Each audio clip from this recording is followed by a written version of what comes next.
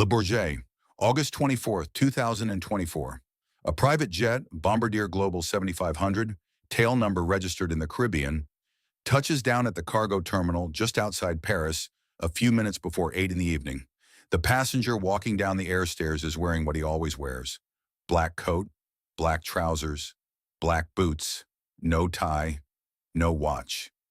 He has flown in from Baku for what was supposed to be a quiet dinner with a friend. He is 39 years old. He owns one of the most used pieces of software on earth. He has on paper more money than the gross domestic product of several small countries. And in roughly 4 minutes, French gendarmes are going to arrest him on the tarmac. Picture the scene. The engines are still cooling. The flight attendant is wheeling the suitcases. There are two of them, always two, toward the customs lane. The agents are already waiting. They know exactly which passenger they want. They walk straight past the bodyguard. They walk straight past the assistant. They put their hand on the shoulder of the man in black and they say his name. And his name is Pavel Durov. He doesn't argue. He doesn't run. He doesn't ask for a lawyer in the way an American billionaire would, with a phone already pressed to his ear. He just looks at them. That flat, almost amused look he uses in photographs. And he goes. And here's what's strange. Here's the thing nobody bothered to ask in the first 48 hours of headlines. He knew. Of course he knew. A man who has spent 15 years building an operating philosophy around the words, "They will come for you eventually." That man does not accidentally land at a French airport without doing the math. He knew the warrant existed. He knew the jurisdiction was unsafe for him, and he came anyway. So either he miscalculated for the first time in a public career built on never miscalculating, or he was telling the world something, or both. Hold that image. The man in black, the two suitcases, the gendarmes, the cooling engines. And let's go back, because to understand why Pavel Durov walked off that plane on his own 2 feet into a French jail cell, you have to understand the rule. There is one rule. He has applied it again and again for almost 20 years, in public and in private, in St. Petersburg, and in Berlin, and in London, and in Dubai. He has applied it when investors begged him to break it. He has applied it when his own brother quietly suggested compromise. He has applied it at a personal cost that most founders would consider insane. The rule is this: refuse the wrong owners, refuse the wrong currencies of power, stay small enough, in headcount, in possessions, in entanglements, that you remain at every moment a person who can walk away. Call it the secret algorithm of independence. We're going to come back to that phrase. It's going to start meaning more the further we go. Now look at the man this rule produced. 1 billion monthly active users on the messaging platform he built. 1 billion. That's roughly 1 out of every 8 human beings alive, opening the same app, reading the same green check marks, sending the same disappearing photos. And the team that runs it? Around 30 engineers, not 3,000, not 300, 30. A team smaller than the staff of a mid-sized accounting firm in suburban Ohio, holding up the daily communication of an audience larger than the population of the United States by a factor of 3.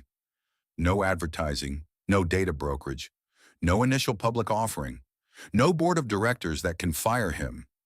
For the first 10 years of the company's existence, no revenue at all. He paid the bills out of his own pocket, funded by a cryptocurrency holding he assembled, characteristically, before most of his peers had decided whether the technology was real. How does a person end up here? Not in the obvious sense. Anyone can read a Wikipedia page. In the deeper sense, what does the inside of a head like that look like? And at what specific moment in childhood does it begin to harden into the shape we see now? Roll back to Turin, Italy, late 1980s.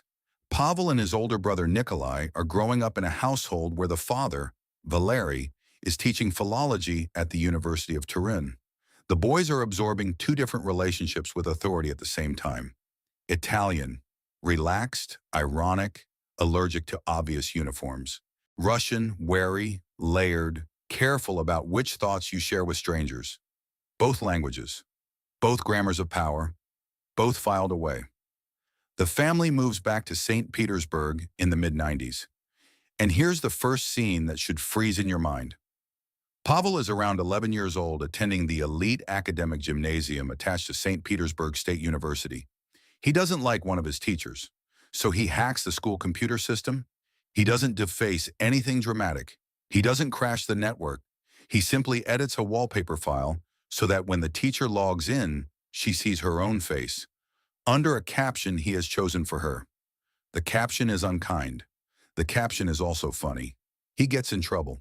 But pay attention to what the act actually is. It is not destruction. It is editorial.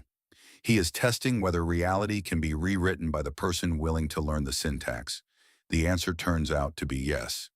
Meanwhile, the older brother, Nikolai, is solving problems that adult mathematicians can't solve. By 16, he's winning international Olympiads in subjects most people will never learn the names of. The two brothers form a partnership that will last decades.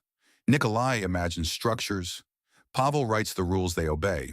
One brother is the equation. The other is the Constitution. University. Philology faculty of all places. Not computer science, not engineering. Languages. Linguistic structure. The grammar of how meaning gets transferred from one mind into another. He is studying, although he doesn't yet know it, the underlying material of the platforms he's about to build. Around him, in the dorms, students are using a clunky imitation of an American social network. Pavel watches. Pavel takes notes. Pavel decides the imitation isn't good enough. In 2006, at the age of 21, he launches vContact. Within 3 years, it is the largest social network in the entire Russian-speaking internet. Within 5, it is so large that the Russian state has begun, very politely, to take an interest in who exactly is talking to whom on it. And now we arrive at the scene that almost everyone telling this story gets wrong. 2012. There is a wave of street protests across Moscow and St. Petersburg. Middle-class Russians, mostly young, mostly online, organizing on his platform. The government calls. The government would like the personal data of the organizers. Names, addresses, phone numbers. He's 27 years old. He has built something that the security services need access to, and they have communicated, in language no one could mistake, that they intend to have it. He refuses. That's it. That's the entire scene. He refuses in writing on the public record. And then he walks across his apartment to a window overlooking Nevsky Prospect, the central avenue of St. Petersburg, and he begins folding 5,000 ruble notes into paper airplanes. He throws them out the window onto the crowd below. He films it. He posts the video. The message is unmistakable. Money is the currency you think can buy me. This is what I think your money is worth. The video goes viral. The Kremlin is not amused. 2 years later, a similar request arrives. This time it concerns Ukrainian users, specifically organizers of the Maidan protests in Kiev. Hand over their data. He refuses again, and his answer this time becomes legend. He posts on his public page a photograph of his dog. The dog has its tongue out. The caption is essentially, "This is my official response to the Federal Security Service." Within 48 hours, he's been forced out of his own company. Within a week, he's on a plane out of Russia with a small team of programmers, 2 suitcases, and a holding of Bitcoin he had the foresight to purchase years before anyone in his social circle understood what Bitcoin was. He never goes back. Not once. To this day. And here's where the secret algorithm starts becoming visible. Look at what the experience taught him. He had built a platform. He had taken outside money. He had let a company structure exist in a single jurisdiction, in a single country, in a single legal system that the wrong people could pressure. The platform was 40% owned by people he didn't pick. The shares were tradable.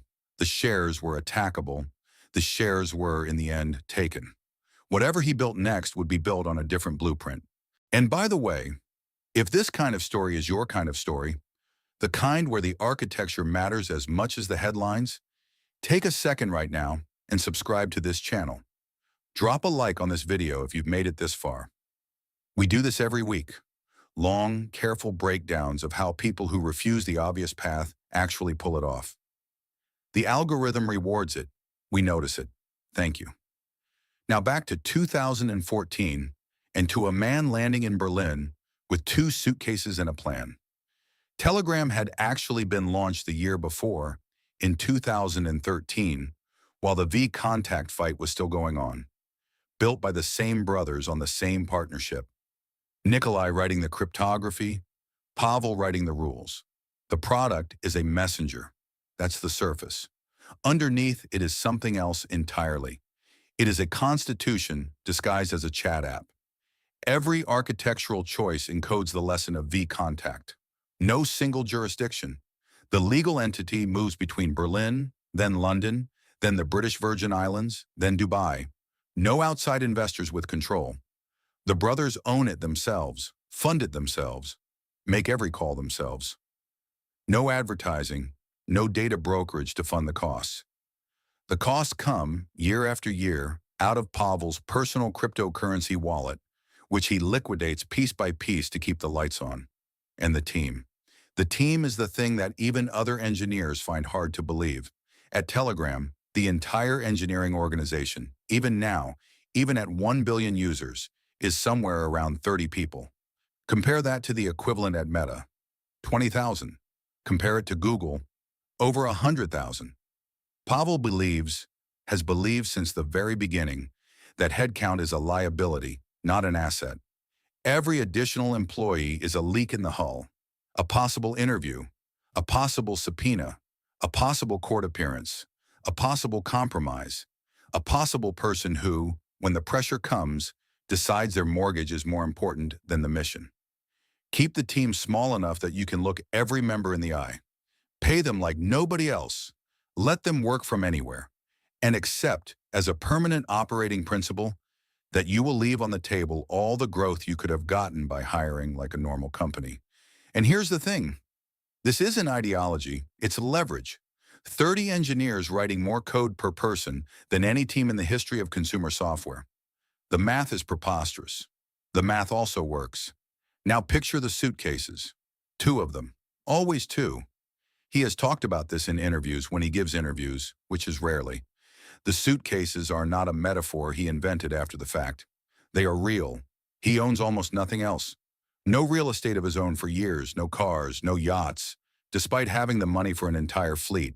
Hotel rooms, rentals, apartments owned in someone else's name.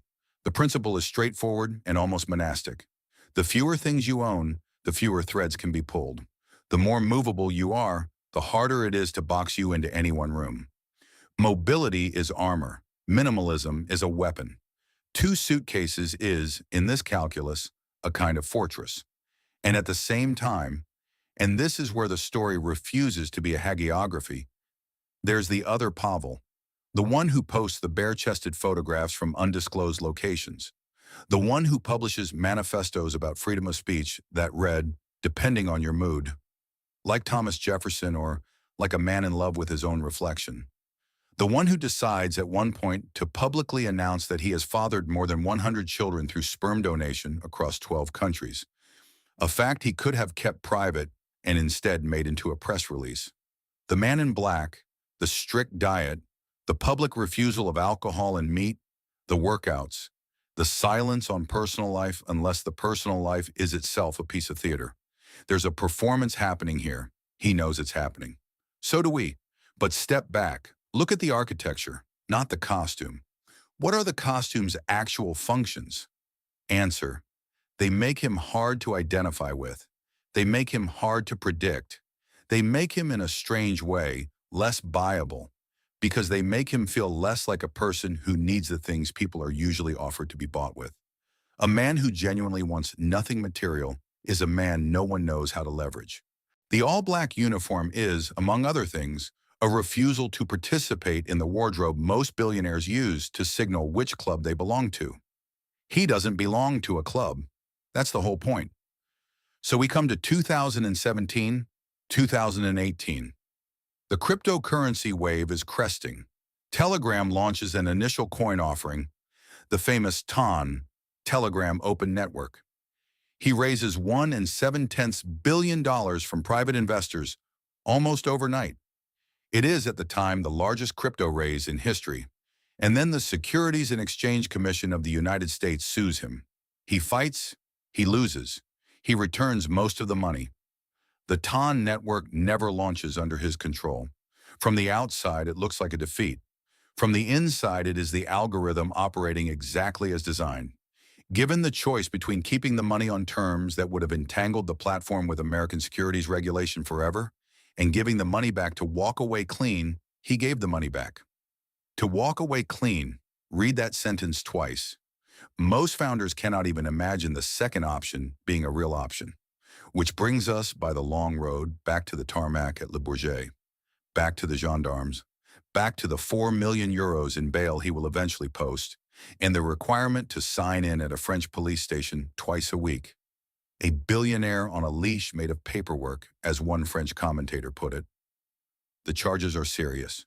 They concern, among other things, the use of Telegram by criminal networks, drug traffickers, fraudsters, distributors of imagery no one in any serious moral framework wants to defend. The questions are real. They are not propaganda questions. They are the questions a platform that refuses moderation pressure must at some point actually answer. And here, the algorithm of independence shows its other face, because the same architecture that protects a Belarusian dissident protects a Belarusian smuggler. The same encryption that shields a journalist in Tehran shields someone in Lyon doing things that have no defense in any language. Pavel's framework, the small team, the resistance to government data requests, the refusal to install backdoors, the offshore corporate structure, was designed to make the platform unbuyable by states. That's its strength. That's also its bill. Whatever you build a refuge for, you build a refuge for, and the building doesn't get to ask what walks in the door. He knows this. He has known it for years. He has answered in his characteristic way by tightening certain things, increasing cooperation on the worst categories of content, hiring a small but real trust and safety team, posting publicly about the changes, while refusing the more sweeping demands that would compromise the architecture itself. The French case is, depending on which lawyer you ask, either the first crack in the wall or simply the next chapter in a fight he's been having since 2012. Which is to say, and here's where I want you to slow down, the French arrest is not an accident in the system, it is part of the system. The algorithm of independence does not promise that you won't be arrested. It promises that when you are arrested, you'll be arrested as the person you actually are, on your own architecture, owing nothing to anyone you didn't choose to owe. He posted the bail. He stayed in France for months. He kept Telegram running through his lawyers, through his brother, through the small team that doesn't break when the founder is on a leash, because it was never designed around the founder being free. Before we close this out, quick thing, drop a comment and tell me when you watch this whole story, which choice of his you find most defensible and which one you find hardest to defend. I read those, they shape what we cover next. So what is the lesson? What's the takeaway you actually carry out of a story like this? Don't worry, there isn't one neat package, but there are a few threads worth holding. First, the algorithm of independence is not a personality. It's a portfolio of decisions made over and over, mostly under conditions where the easy choice is the opposite. Refuse the wrong owners, meaning do not let people you wouldn't trust with your dinner reservation hold the title to your company. Refuse the wrong currencies of power, meaning do not let people pay you in things that come with strings. Stay small enough, in team, in possessions, in entanglements, that walking away remains at every moment an actual option. The day walking away stops being possible is the day you've already been bought. You just haven't been told the price. Second, headcount is a liability dressed as an asset. Everyone in your organization is a person whose loyalty has a market value, and the market is always open. 30 engineers running an audience the size of 3 United States is not a parlor trick. It's a rule about leverage and exposure that almost every other technology company has chosen deliberately to ignore. Third, mobility is armor. 2 suitcases, no fixed address, multiple jurisdictions, the capacity to be on a different plane in 24 hours? This sounds paranoid until you remember that he was, in fact, fired from his own company and exiled from his own country before he turned 30. The paranoia is the lesson learned. The luggage is the proof he learned it. And fourth, the one that's hardest, The bill comes due. The same architecture that lets you walk into a Russian president's office and walk out with your soul still intact lets the worst kind of person hide in your platform. The same uniform that signals you can't be bought signals you can't be reasoned with. The same independence that lets you refuse Putin lets the French state arrest you and ask you, very politely, to explain yourself in a language that is not your native one. There is no version of the algorithm that doesn't have this back end. Fifth, and this is the one we're going to leave you with as a question, not an answer. Pavel Durov has built, by any reasonable measurement, the most independent piece of consumer infrastructure on the modern internet. 1 billion people, 30 engineers, 2 suitcases, no advertising, no outside masters. He has paid for that independence with his country, his first company, his ability to travel through France without checking in at a police station, and a level of public scrutiny that would break most people inside a year. The only question that actually matters when you finish a story like this, is whether the price was worth it, and whether the price is also somehow what makes the thing worth building. Because there is a version of him that took the easier path in 2014, and that version of him is rich and forgotten, and the platform you're using to watch this video doesn't exist. The man at Le Bourget walked off the plane knowing all of this. He walked off the plane because the rule said walk off the plane. The rule has not changed. Whether the rule survives the next decade, whether independence at this scale is sustainable, or whether the world catches up to it eventually, that part hasn't been written yet. He's 39. The algorithm is 20 years old. The interesting chapters are still ahead. 2 suitcases, 30 engineers, a photograph of a dog, a paper airplane of money on Nevsky Prospect. The receipts in the end are all there. The verdict, that's still yours.